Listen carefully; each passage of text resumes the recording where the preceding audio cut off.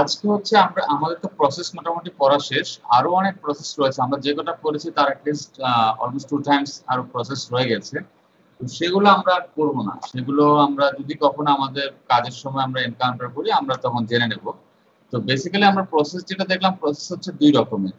একটা হচ্ছে কি, একটা হচ্ছে আমাদের ফিউশন ওয়েল্ডিং করছি আমরা, আর একটা হচ্ছে আমরা কি ফিউশন ছাড়াও করছি। তো ফিউশন ওয়েল্ডিং এর একটা প্রসেসের একটা উদাহরণ একটু সৌগত বলো তো, একটা ফিউশন ওয়েল্ডিং প্রসেসের উদাহরণ। স্যার জিএসএমডব্লিউ, বুঝি নাই। মিগ ওয়েল্ডিং, তারপর আর নন ফিউশন ওয়েল্ডিং এর নাম কি আমরা জানি? স্যার কালকে লাস্ট দিন পড়তেছিলাম যে স্ট্রেস ওয়েল্ডিং বলে এটাকে নাকি, friction welding. Friction welding. Friction welding এগুলো হচ্ছে আমাদের নন ফিউশন ওয়েল্ডিং। তাহলে আমাদের সবকিছুরই মেরিটস ডেমেরিটস আছে। বেসিক্যালি হচ্ছে ম্যাটেরিয়াল কি ব্যবহার করব, আর হচ্ছে আমাদের কোন অ্যাপ্লিকেশন আমরা ব্যবহার করছি তার উপর বেস করে আমরা সেগুলোকে চেঞ্জ করব। এখন আমরা আস্তে আস্তে ওয়েল্ডিং মেটালার্জিতে আমরা চলে যাই। আমাদের বাকি কোর্সের বাকি অংশটুকু সময় আমরা ওয়েল্ডিং মেটালার্জি নিয়ে পড়বো। তো ওয়েল্ডিং মেটালার্জি আসলে যেটা হচ্ছে, আমাদের যখন ওয়েল্ডিং যখন আমরা করছি, এখানে সলিডিফিকেশন হচ্ছে, সরি লিকুইড হচ্ছে, সলিডিফিকেশন হচ্ছে, তারপরে হচ্ছে সেখানে কি হচ্ছে, আমাদের আমাদের সলিড মেটালের উপরে আমাদের হিট পড়ছে, তার মানে সেখানে হিট ট্রিটমেন্ট ইফেক্ট চলে আসছে।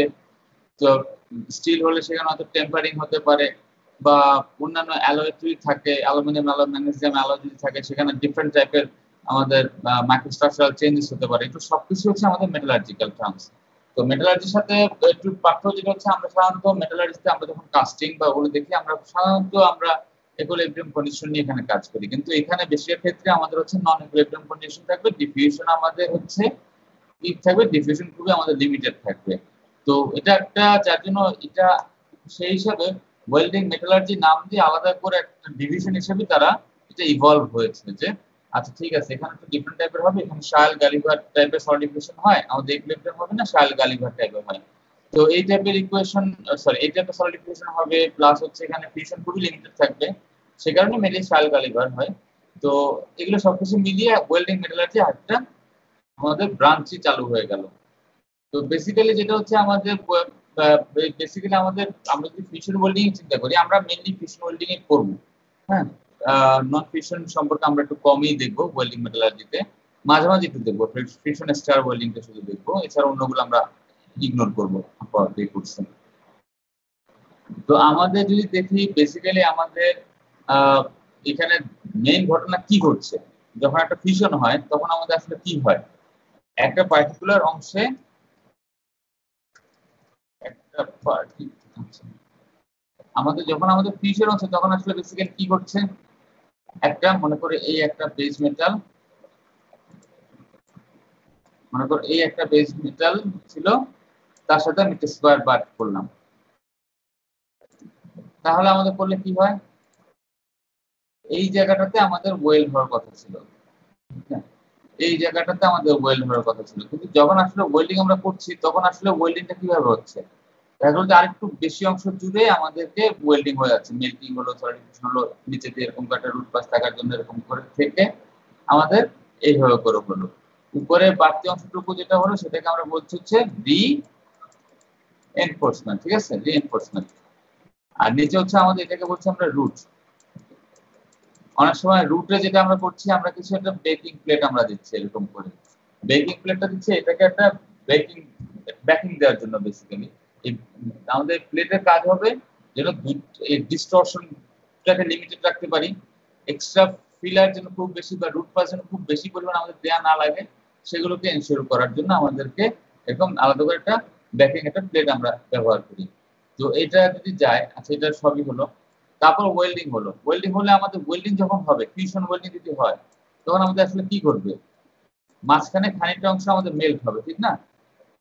যদি আমরা দেখি এই জায়গাটুকু আমাদের মেল্ট হয়ে গেল,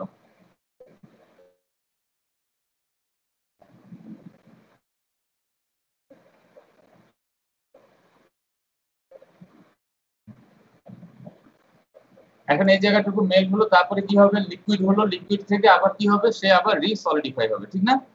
সলিডিফাই হয়ে তার মাইক্রোস্ট্রাকচার আমি এখানে একটা 1 লিখলাম, এখানে 2 লিখলাম, এটাকে লিখলাম 3।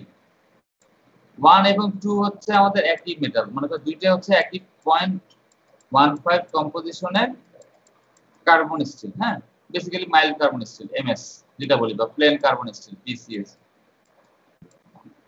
তো এখন 1 এবং 2 তে যে মাইক্রোস্ট্রাকচার আমরা পাচ্ছি, 3 এ কি আমরা সেই মাইক্রোস্ট্রাকচারই পাবো?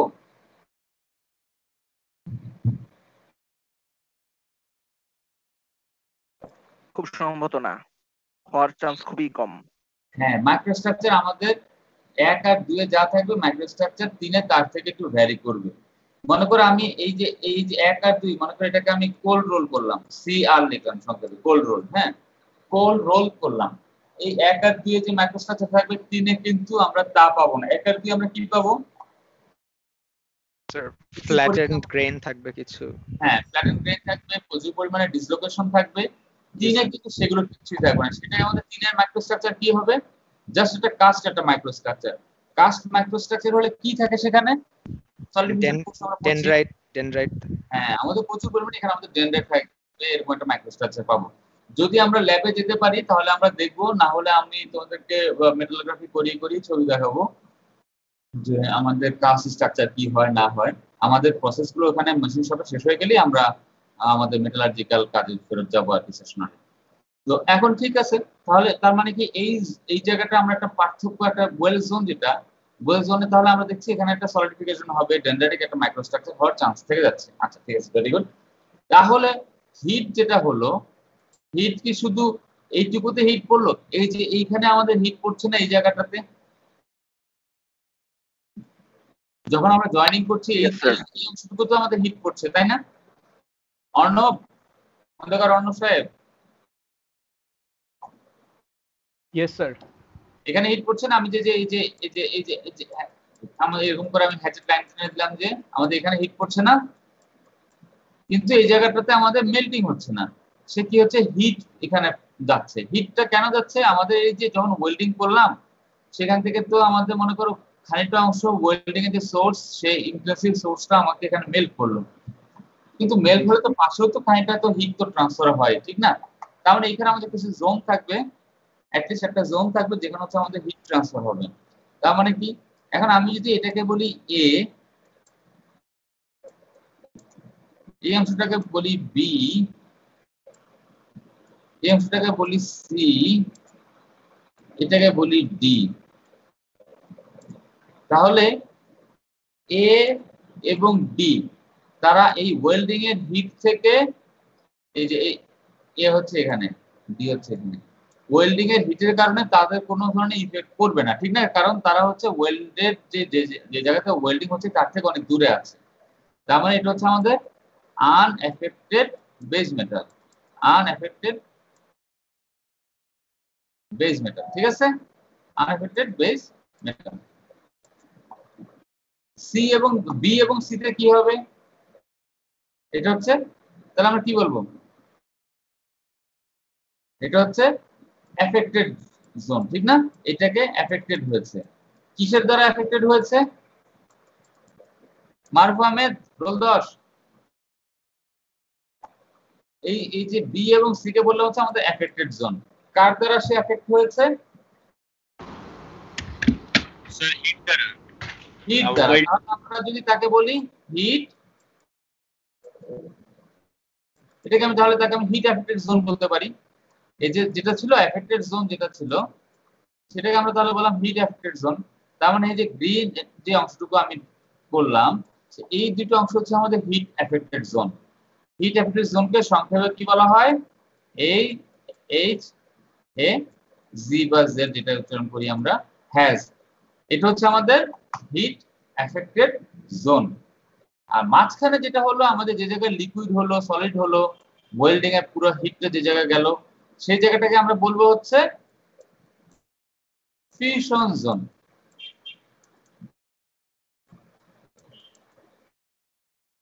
সেটাকে ফিউশন জোন বলবো, সংক্ষেপে তাকে বলা হয় এফ জি, ঠিক আছে?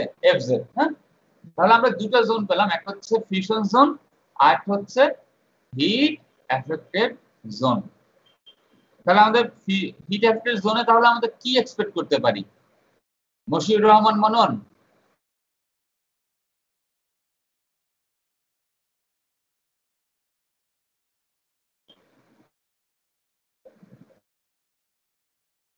আচ্ছা ওরা তো মাইক কাজ করতেছে না।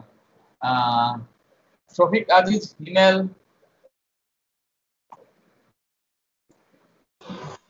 Yes, sir. কি জানি কোশ্চেন করছিলাম তাই তো ভুলে গেলাম। আচ্ছা এই যে হিট অ্যাফেক্টেড জোনে আমরা কি ধরনের পরিবর্তন আশা করতে পারি মাইক্রোস্ট্রাকচারে? Oh,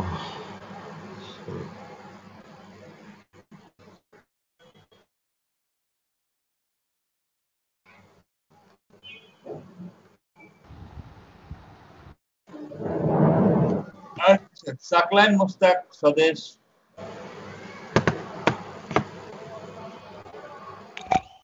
जी सर।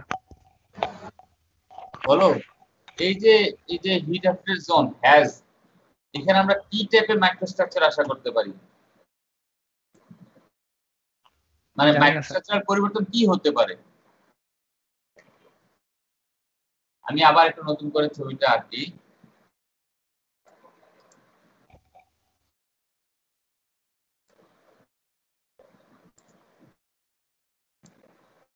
আমাদের মনে করো এটা হচ্ছে আমাদের হিট অ্যাফেক্টেড জোন, তার বাইরে এটা হচ্ছে আমাদের সরি এটা হচ্ছে আমাদের হ্যাজ, এটা হচ্ছে আমাদের ফিউশন জোন।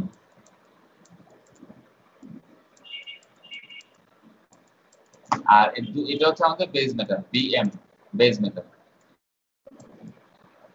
হ্যাজে কি হতে পারে? হ্যাজে বললাম যে এখানে কি হবে না, মেল্টিং হবে কি হবে না? হ্যাজে কি মেল্টিং হবে কি হবে না?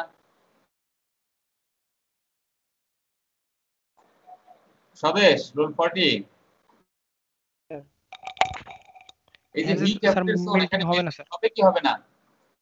হবে না স্যার। কেন হবে না? কারণ এটা হচ্ছে আমাদের ফিউশন জোনের থেকে দূরে আছে, সেজন্য আমরা এটাকে শুধুমাত্র হিট দ্বারা তার এফেক্টেড হবে। তাহলে রোল 16 ঐশী, এখানে কি ঘটতে পারে?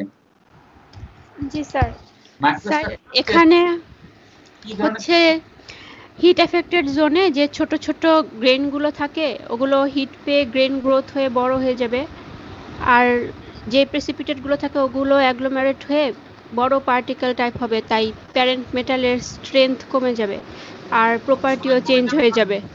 মানে বেড়েও যেতে পারে কমেও যেতে পারে, মানে আমরা মেবি আচ্ছা। দিয়ে বলবো, যাবে আমরা নিশ্চিত ভাবে বলবো না। আমাদের খুব আচ্ছা। ভালো একটা চান্স থাকবে, কারণ কি হবে সেটা নির্ভর করবে আমার বেস মেটালের মাইক্রোস্ট্রাকচার কি ছিল তার উপর। আমরা একটু করে ছবি দেখছি, বেস মেটালের মাইক্রোস্ট্রাকচার কি থাকবে সেটার উপরে আসলে নির্ভর করবে যে হিট অ্যাফেক্টেড জোনের আসলে প্রপার্টি কি হবে, যে কিভাবে কি কি চেঞ্জ হবে সেটা নির্ভর করবে। তাহলে আমরা ফিউশন জোনে আমরা তাহলে যদি এখন মনে করো ম্যাটেরিয়ালে আমরা একটা হার্ডনেস যদি এখন এভাবে করে নেই, আচ্ছা লাইনটা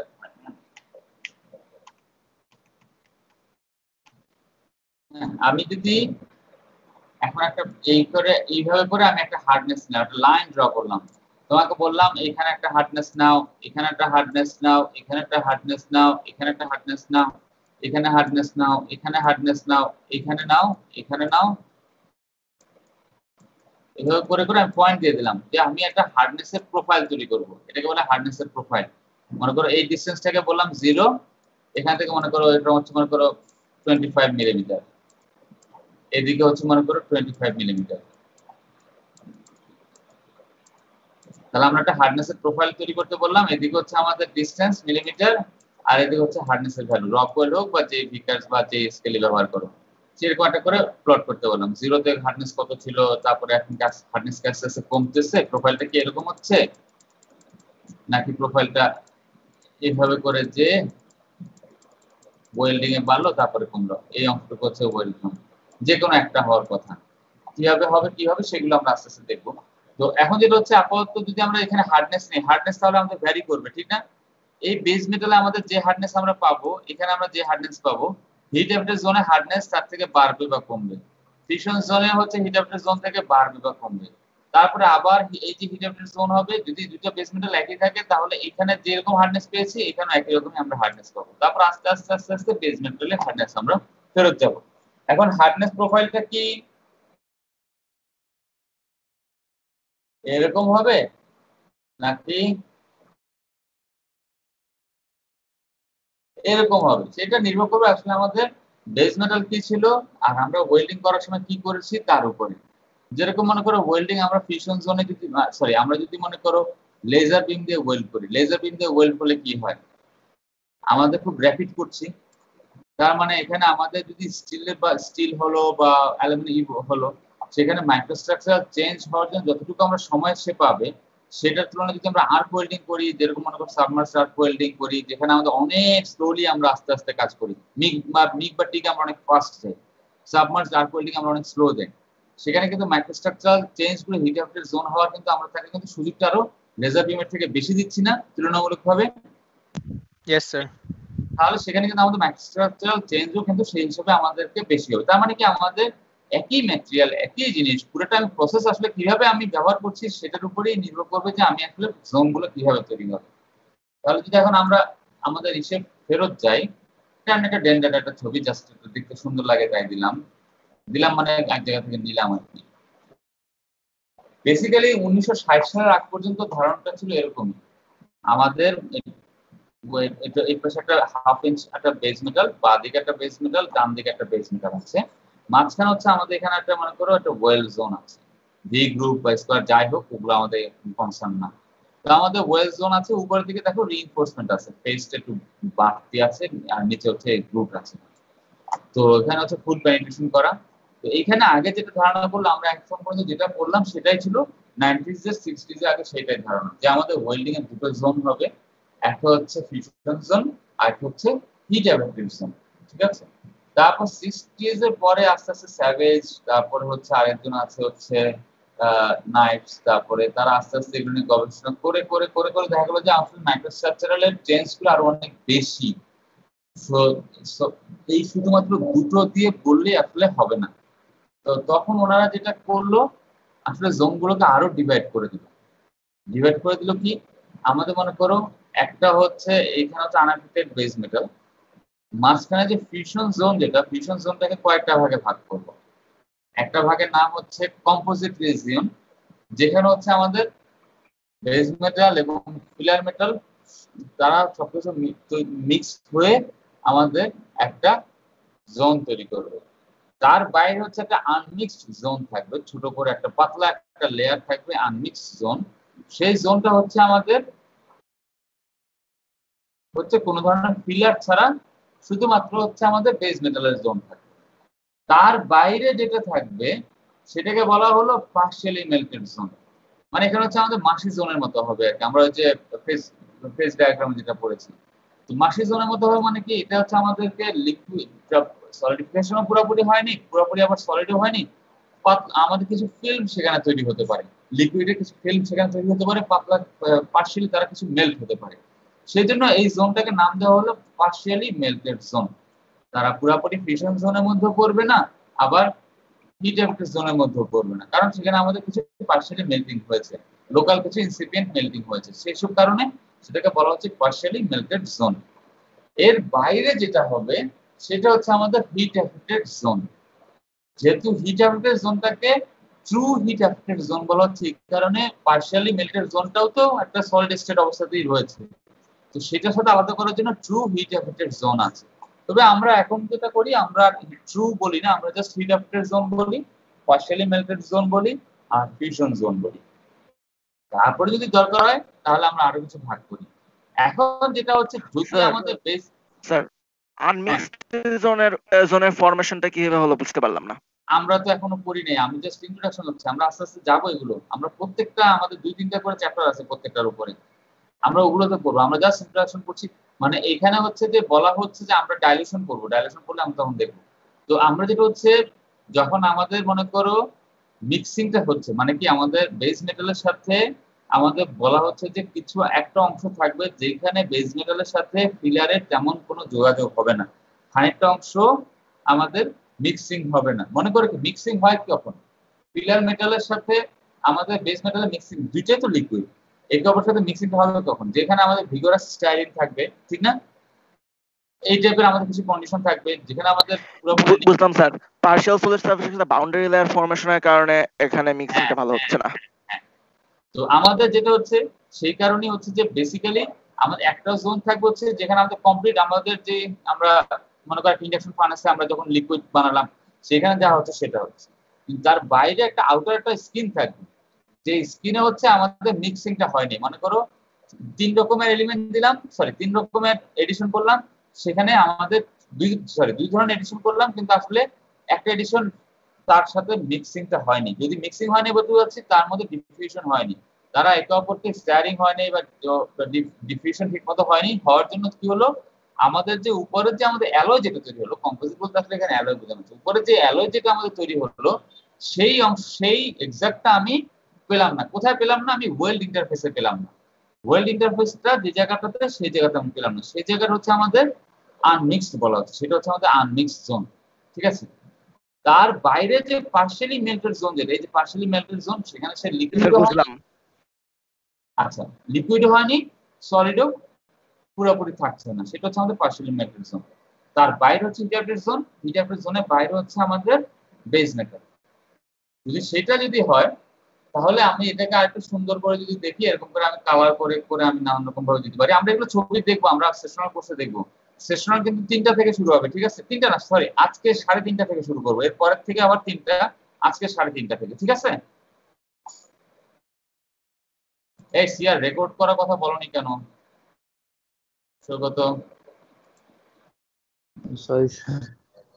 না এখন তো 24 মিনিট হয়ে গেছে। আচ্ছা আচ্ছা, আমরা ফিউশন জন্য এগুলো আমরা আসছি, আমরা জাস্ট কয়েকটা টার্ম শুধু আপাতত আগে একটু জেনে নিই।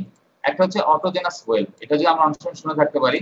অটোজেনাস ওয়েল্ড হচ্ছে যেখানে আমি কোনো ফিলার মেটাল ব্যবহার করব না, ফিলার মেটাল ব্যবহার করব না, এরকম একটা আমরা ওয়েল্ডিং প্রসেসের নাম শুনি।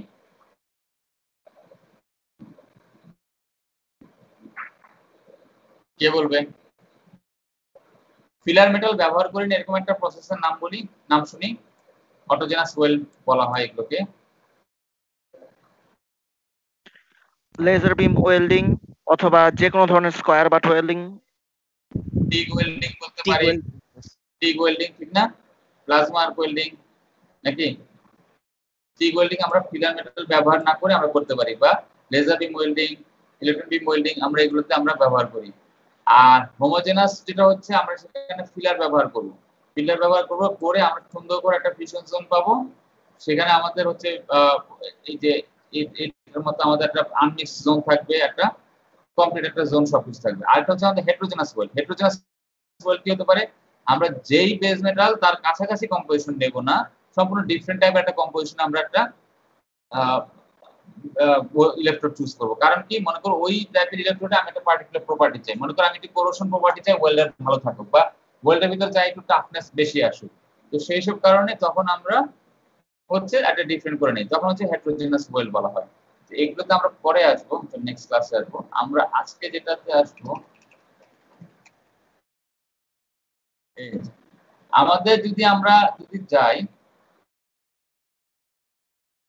এটা হচ্ছে আমাদের ছবিটা আমাদের কি বলছে, একটা ওয়েল্ডের একটা এক সাইড দেখানো হচ্ছে, আমরা ধরে নিলাম দুই সাইডে হচ্ছে একই বেস মেটাল।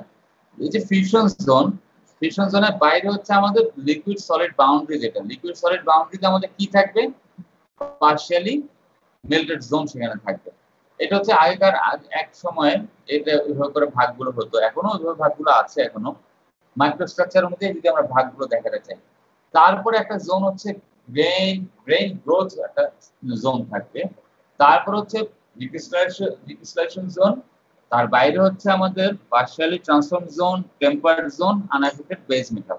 এখন আমাকে একটু বলো, আমি যে লিকুইড, আমি মনে করো ঠিক আমার মনে করো এই যে মাঝখানে যেটা লেখা আছে ম্যাক্সিমাম টেম্পারেচার, এই জায়গা বরাবর আমার মনে করো ইলেকট্রোড দিয়ে আমি এখানে ওয়েল্ডিং করলাম, সবই হলো। আস্তে আস্তে টেম্পারেচার এদিকে আস্তে আস্তে গ্র্যাজুয়ালি ফল করবে, সেটা এখান দিয়ে দেখানো আছে। তো এই যে ফিউশন জোনের বাইরে আমরা সলিড লিকুইড বাউন্ডারি পেলাম, যেটা হচ্ছে partially melted zone, very good. তারপরে গ্রেইন গ্রোথ জোন কেন আসলো?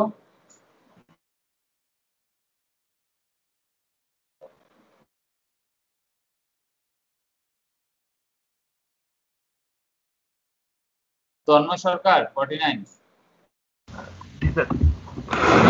জোন কেন আসলো? দেখো গ্রেইন-বেস জোন, তারপরে রিক্রিস্টালেশন জোন, তারপর পার্শিয়ালি ট্রান্সফর্ম জোন বাদ দিয়ে স্টিলের জন্য আমরা এটা বাদ দিলাম। হ্যাঁ, টেম্পার জোন আমরা বাদ দিলাম, গ্রেইন গ্রোথ জোন, তারপর হচ্ছে রিক্রিস্টালেশন জোন। কেন?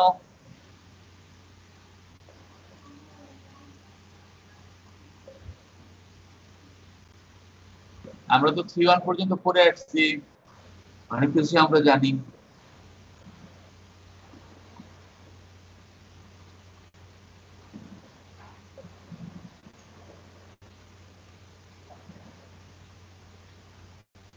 আচ্ছা ঠিক আছে, রোল 50 শফিকুল ইসলাম। প্রশ্ন ক্লিয়ার তো?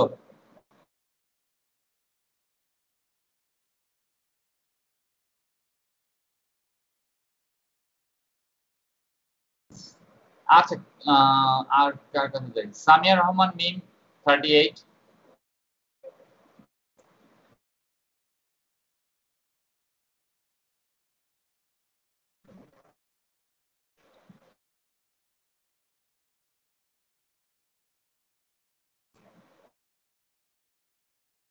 হ্যাঁ, রোল 3 বলো।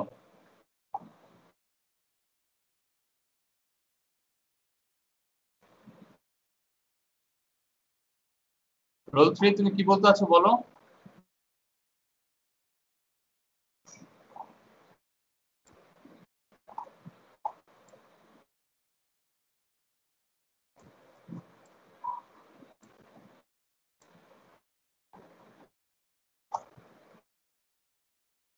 স্যার মাইকে প্রবলেম মনে হয়।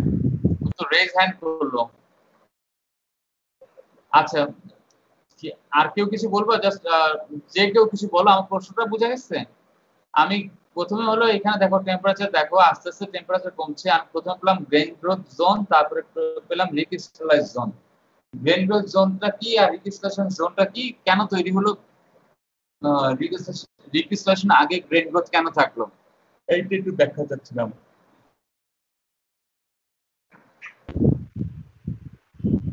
হ্যাঁ, আপনার বলো।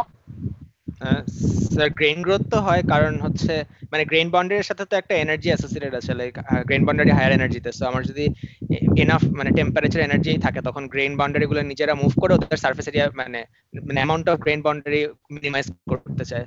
তো ওই ক্ষেত্রে গ্রেইন বাউন্ডারি গুলো নিজেরা মানে মোশনের মাধ্যমে মানে কিছু স্মলার গ্রেইনস ভ্যানিশ হয়ে যায় এবং কিছু বড় মানে গ্রেইন বড় হয়ে যায়। তাহলে ভলিউম মানে ম্যাটেরিয়ালের মানে ব্রেনের ভলিউমটা বেড়ে যাচ্ছে, তাতে এনার্জি মিনিমাইজড হচ্ছে। সেটা তখনই পসিবল যখন আমার এনাফ হিট আছে সিস্টেমে, না হলে গ্রেইন বাউন্ডারি মোশন পসিবল না। সো যেহেতু এই জায়গাটা মানে এই মোল্টেন পুলের মানে ওয়েলথ পুলের এত কাছে, এই জন্য এখানে হিট ট্রান্সফারটা সবচেয়ে বেশি। সো এই জন্য এখানে গ্রেইন গ্রোথটা হয়েছে। আর এরপরে স্যার রিক্রিস্টালাইজেশন জোন মনে হয় স্যার মানে স্যার গ্রেইন গ্রোথের জন্য তো রিক্রিস্টালাইজেশন রিকভারি দুইটাই দরকার পুরাপুরি। আর হ্যাঁ, মোটামুটি তুমি ঠিকই মোটামুটি কাছাকাছি গেছো। আচ্ছা, থ্যাংক ইউ। আর কেউ কিছু বলবে? স্যার আমি এখানে এটা অ্যাড করতে চাই যে এখানে রিক্রিস্টালাইজেশন যেহেতু হচ্ছে, সুতরাং আমরা ধরে নিতে পারি যে এটা মেইনলি কোল্ড রোলড বা হেভিলি ডিফর্ম স্ট্রাকচার ছিল। সেই হেভিলি ডিফর্ম স্ট্রাকচার প্রথমে যখন কিছুটা পরিমাণ হিট গেছে তখন অলরেডি নন ইকুয়েক্সড গ্রেন গুলো ইকুয়েক্সড হতে শুরু করেছে, এটা অপেক্ষাকৃত কম হিটে। যখন এটা আরো বেশি হিট পাচ্ছে তখনই তো নতুন করে যে রিক্রিস্টালাইজ ইকুয়েক্সড গ্রেন গুলো তৈরি হলো সেগুলো গ্রো করার সুযোগ পাবে। মানে অপেক্ষাকৃত কম টেম্পারেচারে আগে রিক্রিস্টালাইজেশনকে স্টার্ট হতে হবে, তারপর অপেক্ষাকৃত বেশি টেম্পারেচারে গ্রেন গ্রোথ হবে। এটাই মনে হয় স্যার এক্সপ্লেনেশন। হ্যাঁ, তোমারটা মোর অ্যাকুরেট, দুজনের ঠিক আছো। তোমারটা আরো টু দা পয়েন্ট হয়েছে, থ্যাংক ইউ সুমিত। তো যেটা হচ্ছে যে আচ্ছা, তোমরা বাকিরা যারা যদি না পারি অ্যাটলিস্ট মুখে বলতে হবে যে আমি পারি না, রোল 49 50 বলতে হবে যে স্যার আমি পারছি না বা মনে করছি না। মাইক বন্ধ করে চুপচাপ বসে থাকলে তো হবে না, ঠিক না? কিছু জিজ্ঞাসা করলে তো এটা তো কার্টিসিও, তুমি আমাকে মিনিমাম অ্যাটলিস্ট বলবা। যদি মাইক কাজ না করে তুমি আমাকে লিখে জানাতে হবে যে মাইক কাজ করছে না বা কিছু একটা হলেও আমাকে বলতে হবে, কিন্তু রেসপন্স করতে হবে। এটা লুকায় থাকা যাবে না তো, লুকায় থাকার জন্য তো আমরা তো ক্লাস করছি না, ঠিক না? বলতে হবে কিছু হলো, রেসপন্স তোমাকে একটা শো করতেই হবে, তো খেয়াল রেখো। তো রোল 3 তোমার বেলাও একই কথা, রেসপন্স একটা দিতেই হবে। তো যেটা হচ্ছে যে হ্যাঁ তোমাদের দুজনেই ঠিক বলেছো, রোল 4 রোল 1 তোমরা দুজনেই মোটামুটি ঠিক বলেছো।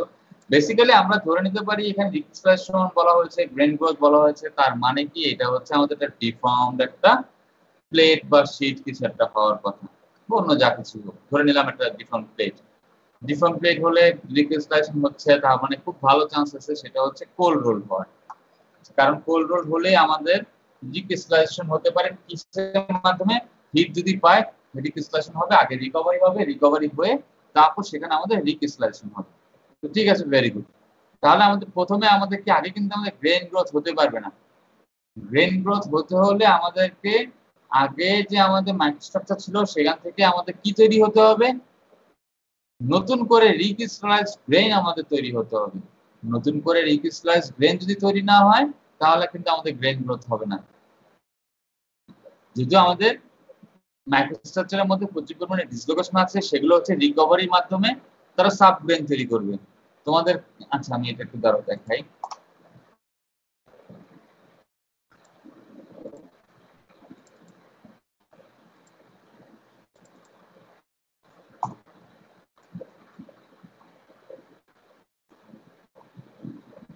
এটা এই ছবিটা তোমাদের এটা তোমাদের জাস্ট জানার জন্য, সেটা শেখার দরকার নেই। এটা হচ্ছে আমাদের দেখো কালো কালো বাঁদিকের প্রথম ছবিটা হচ্ছে বড় বড় যে বর্ডার গুলো দেওয়া আছে, এগুলো হচ্ছে একটা গ্রেন বাউন্ডারি। হ্যাঁ, অনেকগুলো বড় বড় আমরা গ্রেন বাউন্ডারি এখানে দেখতে পাচ্ছি। এই গ্রেন বাউন্ডারির ভিতরে যে কালো ডট ডট আছে সেগুলো হচ্ছে আমাদের এক মিনিট আমি আসছি।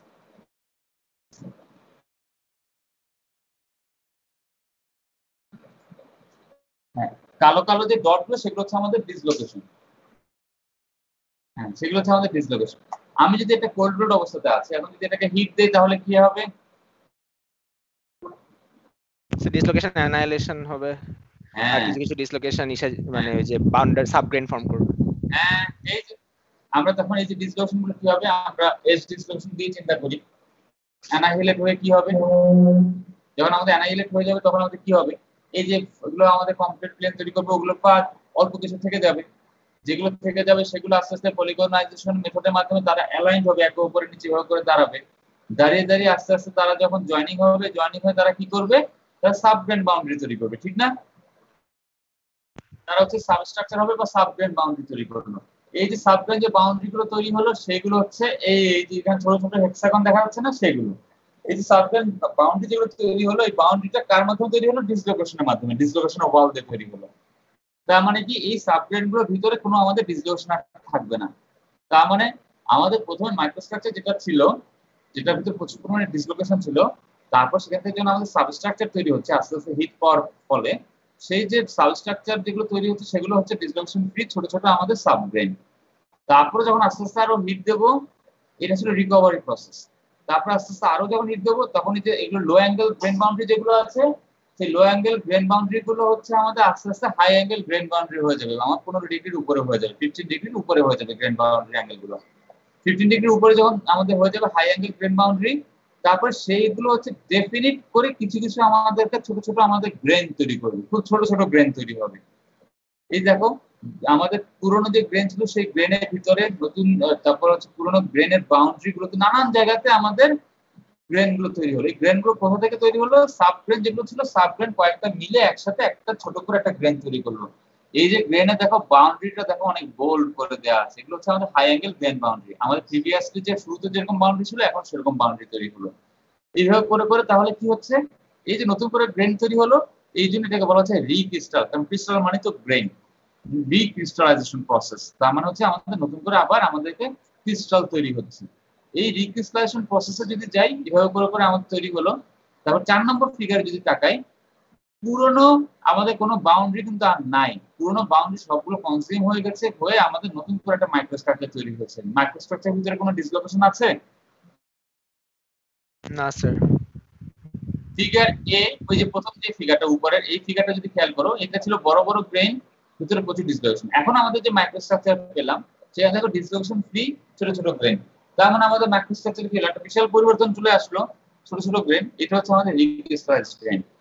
তারপরে যদি আরো একটু সময় ধরে হিট করি তখন কি হবে, এই রিক্রিস্টালাইজ গ্রেন গুলো তাদের নিজেদের বাউন্ডারি গুলো কনজিউম হয়ে আস্তে আস্তে তারা একটু বড় হতে থাকবে, সেটা হচ্ছে আমাদের তখন হচ্ছে গ্রেন গ্রোথ। তারপর হচ্ছে অ্যাবনর্মাল গ্রেন গ্রোথ, এটা বাদ দিয়ে আমাদের দরকার নেই, এটা হচ্ছে আমাদের গ্রেন গ্রোথ।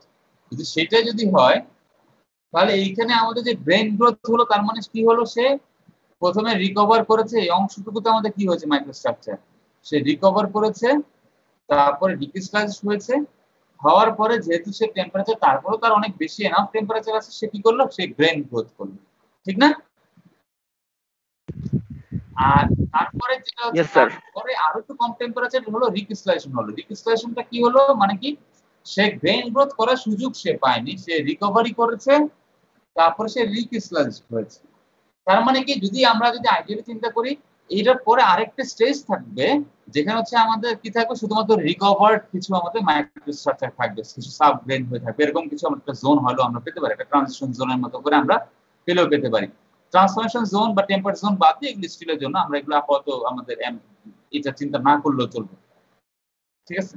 তো কারণ স্টিল আমাদের কি হয়, মাটির সাথে যদি থাকে আমাদের টেম্পারিং হতে পারে না, তো আমাদের কিছু এখানে আমাদের ট্রান্সফরমেশন কিছু টেম্পারিং থাকবে, সেগুলো আমরা বাদ দিলাম। স্টিল যখন আমরা পড়বো তখন এগুলো আমরা একটু দেখব। তো এখন যদি আমরা যাই তাহলে এইভাবে করে আমাদের মাইক্রোস্ট্রাকচারে পরিবর্তন হয়। এখন যদি এরকম যদি পরিবর্তন হয় তাহলে আমাদের হ্যাজ যে অংশটুকু আছে, হ্যাজের মধ্যে কি আমাদের হার্ডনেসের পরিবর্তন হবে কি হবে না?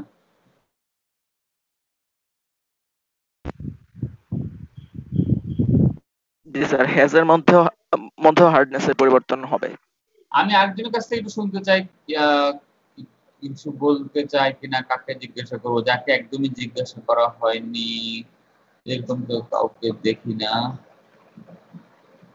আমি লাস্ট কিছুদিন একবারই জিজ্ঞাসা করি, এমন কেউ আছো? আমিনুল ইসলাম 46।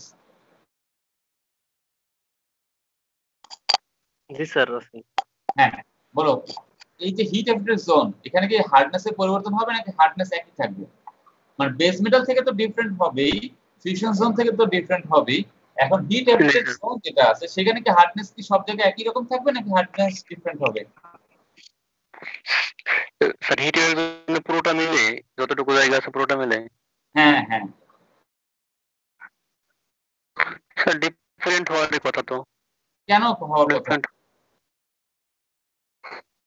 স্যার হিট এর জন্য তো মানে কতটুকু এফেক্টেড হচ্ছে, মানে প্রথম দিক থেকে মানে আমরা যদি ওয়েল্ডিং করা শুরু করি তাহলে তো প্রথম দিকে মানে হিট এর জন্য প্রথম দিকে হয়তো একটু বেশি তাপমাত্রা বা এর কারণে আস্তে আস্তে কমতে থাকবে, মানে এটা কি বলছো? আমার যেটা মনে হয়।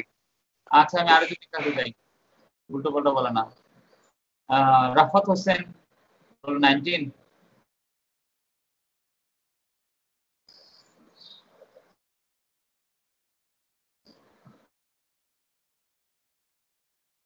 রাফাত, আচ্ছা রায়হান জামান 20, তুমি বলো হার্ডনেস কি এক থাকবে না আলাদা থাকবে?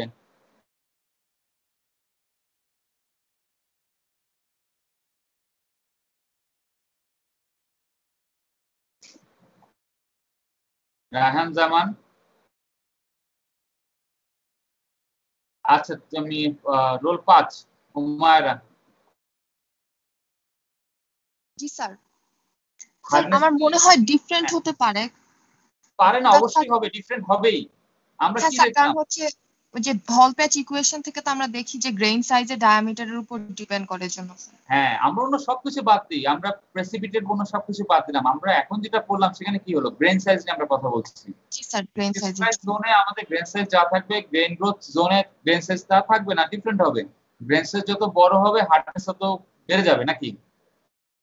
না স্যার, গ্রেইন সাইজ ছোট হলে হার্ডনেস বাড়বে। আচ্ছা, গ্রেন সাইজ তাহলে যত ছোট হবে তত হার্ডনেস বাড়বে। তার মানে কি গ্রেন গ্রোথ জোন এবং রিক্রিস্টালাইজ জোনে আমাদের হার্ডনেস ডিফারেন্ট হবে। তার মানে কি হিট অ্যাফেক্টেড জোনে আমাদের হার্ডনেস ভ্যারি করবে। তাই তোমাদেরকে যদি আমি কখনো প্রশ্ন করি বা কুইজে বা ক্লাস টেস্টে বা ট্রান্সফারে যদি আসে, আমাদের হ্যাজ যেটা আছে, হ্যাজে কি আমাদের মেকানিক্যাল প্রপার্টি পরিবর্তন হতে পারে কিনা, জাস্টিফাইড আনসার বা কেন পরিবর্তন হবে, তখন আমরা কি দিয়ে বলবো, আমরা সুন্দর করে মাইক্রোস্ট্রাকচার এঁকে দেবো, একে দিয়ে আমরা গ্রেন গ্রোথ দিয়ে আমরা ডিসকাস করতে পারি, আমরা প্রেসিপিটেট দিয়েও ডিসকাস করতে পারি, করে আমরা ডিসকাস করতে পারি যে না, এক হওয়ার কোনো সুযোগ সেখানে নাই। কারণ কি, রিক্রিস্টালাইজ জোনের যে আমাদের হার্ডনেস যা হবে, গ্রেন গ্রোথ জোনের হার্ডনেস আমাদের এক কোনোভাবেই থাকবে না। ঠিক না? আমরা এভাবে করে আমরা ডেফিনিট করে আমরা অ্যান্সার দিয়ে দিতে পারি।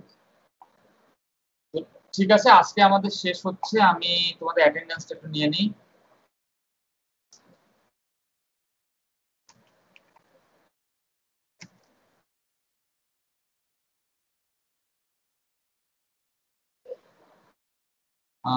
আনোয়ার নেই, ইভান সেও নাই না? আচ্ছা, আনোয়ার ইভান নাই। Student number 1, yes sir. 2, present sir. 3,